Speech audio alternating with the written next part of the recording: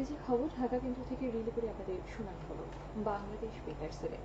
এবার শুনুন স্থানীয় বাংলা সংবাদ। আসসালামু আলাইকুম। বাংলাদেশ বেতার সিলেট সংবাদ পড়ছি মোহাম্মদ মাসুম আহমদ।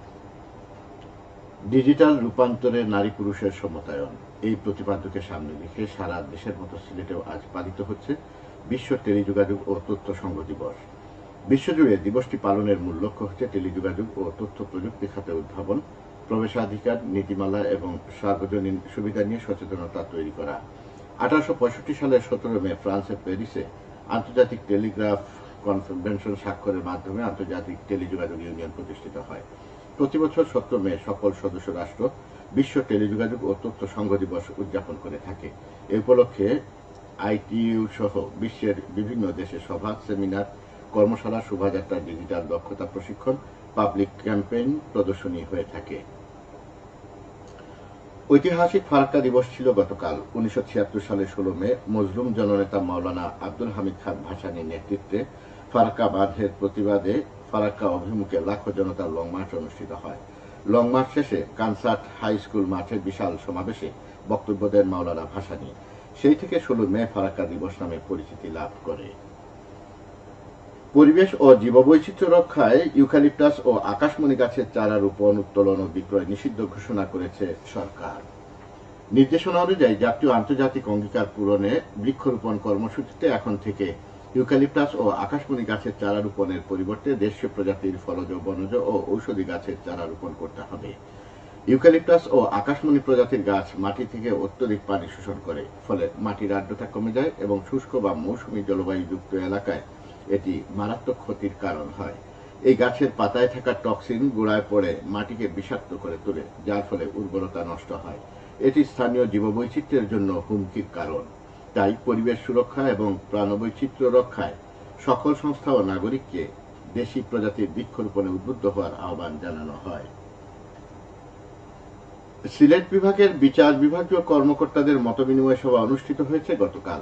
বাংলাদেশ জুডিশিয়াল সার্ভিস অ্যাসোসিয়েশনের উদ্যোগে সিলেট চিফ জুডিশিয়াল ম্যাজিস্ট্রেট আদালত ভবনে এই মতবিনিময় সভা অনুষ্ঠিত হয়। সভায় বাংলাদেশ জুডিশিয়াল সার্ভিস অ্যাসোসিয়েশনের সভাপতি ও নারী ও শিশু নির্যাতন দমন ট্রাইব্যুনালের বিজ্ঞ বিচারক মোহাম্মদ আমিরুল ইসলাম এর সভাপতিত্ব করেন। এতে প্রধান অতিথি ছিলেন সুনামগঞ্জ জেলার সিনিয়র জেলা ও দায়রা জজ হেমায়েতুদ্দিন। সভায় আইন প্রতিষ্ঠায় বিচার বিভাগের অপরিহার্য ভূমিকা তুলে ধরে বিদ্যমান প্রতিবন্ধকতা, অবকাঠামোগত সীমাবদ্ধতা, প্রশাসনিক হস্তক্ষেপ ও বাজেট ঘাটতির বিষয়ে বিস্তারিত আলোচনা করা হয়। সভায় বিচারকরা বিচার বিভাগের আধুনিকায়ন, বিচার বিভাগের স্বাধীনতা ও সক্ষমতা বৃদ্ধির লক্ষ্যে জরুরি পদক্ষেপ গ্রহণের জন্য অন্তর্বর্তীকালীন সরকারের প্রতি আহ্বান জানান। হবিগঞ্জের চা গাছগুলো কয়েকদিনের টানা বৃষ্টির ছোঁয়ায় প্রাণ ফিরে পেয়েছে। নতুন সবুজ পট্ট পল্লবে ভরে উঠেছে চা বাগানগুলো। চিরসবুজ রূপ ফিরে পেয়েছে চায়ের রাজ্য। চা গাছের নতুন কচি পাতা তোলার কাজে ব্যস্ত হয়ে পড়েছেন চা কন্যারা। এসব কচি পাতা থেকে সবচেয়ে ভালো মানের চা উৎপাদনের জন্য কারখানায় কর্মব্যস্ত দিন কাটাচ্ছেন চা শ্রমিকরা। সৌন্দর্য পিপাসু পর্যটকেরা আসছেন চায়ের রাজ্যের অপূর্ব দৃশ্য উপভোগ করতে। বিটিআরআই এর চায়ের নিলামে তেলিয়াপাড়া চা বাগানে উৎপাদিত চা সর্বোচ্চ 400 টাকা কেজি বিক্রি হয়েছে। এবারে শুনুন কৃষি সংবাদ। ঐক্যবদ্ধভাবে ঝিঙ্গে চাষাবাদ করে ব্যাপক সফলতা অর্জন করে মৌলভীবাজারের বড়লেখা উপজেলার মোহাম্মদনগর। ঝিঙ্গে চাষাবাদের জন্য এই গ্রামটির নাম পাল্টে এখন ঝিঙ্গে গ্রাম নামে পরিচিতি পেয়েছে। সপ্তাহে প্রায় 70 লাখ টাকার ঝিঙ্গে বেচা কেনা হয় এইসব হাটে। ঝিঙ্গে চাষে গ্রামের চাষিদের আর্থিক সচ্ছলতা ফিরেছে। পাহাড়, টিলা আর সমতল বেষ্টিত এই গ্রামটির মাঠ জুড়ে শুধু ঝিঙ্গে ক্ষেত। বড়লেখা উপজেলা কৃষি বিভাগ জানায়, এই গ্রামে 250 বিঘা জমিতে 300 থেকে 350 জন চাষি ঝিঙ্গে চাষের সঙ্গে জড়িত।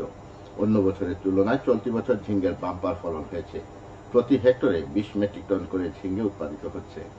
এখন পর্যন্ত উৎপাদন হয়েছে প্রায় 9.5 মেট্রিক টন, যার বাজার মূল্য প্রায় 1.5 কোটি টাকা।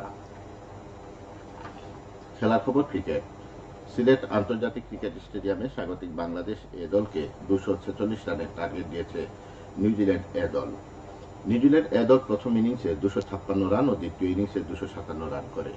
জবাবে বাংলাদেশ এ দল প্রথম ইনিংসে 268 রান ও দ্বিতীয় ইনিংসে শেষ খবর পাওয়া পর্যন্ত 3 উইকেটে 50 রান করেছে বাংলাদেশ এ দল। আজ খেলার চতুর্থ ও শেষ দিন। সবশেষে আবহাওয়া। আজ বেলা 1টা পর্যন্ত পূর্বাভাসে বলা হয়েছে সিলেট সহ পার্শ্ববর্তী এলাকার জন্য কোনো সতর্কবাণী নেই এবং কোনো সংকেত দেখাতে হবে না। আজ সিলেটে সূর্যোদয় হয়েছে 5টা 7 এবং সূর্য অস্ত যাবে সন্ধ্যে 6টা 30।